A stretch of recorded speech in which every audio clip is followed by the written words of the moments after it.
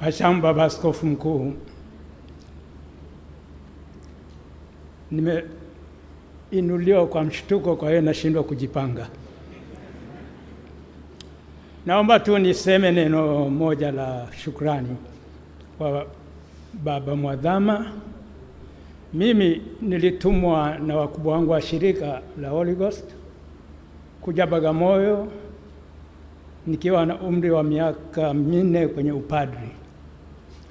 Na nilipofika nilikuta parokia ya Bagamoyo ni kama imefungwa, haipo. Waseminari waliokuwa likizo ndio walikuwa wanaitunza.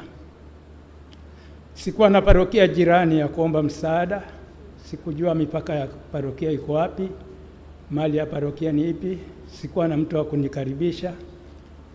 Parokia jirani ilikuwa Tegeta kwa Father Dominic. Kwa hiyo nilikuwa natoka Bagamoyo kuja kwa Father Dominic kwa ushauri. Lakini hatimaye nikaweza kuunganishwa na Mwadhama wakati huo akiwa askofu mkuu ambaye ndio anawasili Dar es Salaam. Kutokana na hali ya imani iliyokuwa imeyumba sana Bagamoyo, ilikuwa rahisi kwangu kila wakati kukimbia kwa Mwadhama kwenda kuomba msaada wa ushauri na kutatua migogoro mingi iliyokuwepo wakati ule.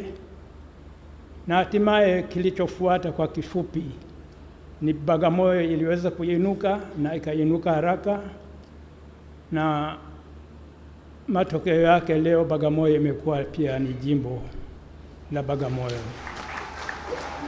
Kwa hiyo mimi binafsi nina uhusiano wa karibu sana na Mwadhama, na kwa namna yote ile amenisaidia mpaka nikafika hapa nilipofika. Sikujiandaa kusema kitu, naomba nisamehewe kama nimekosea. Asanteni.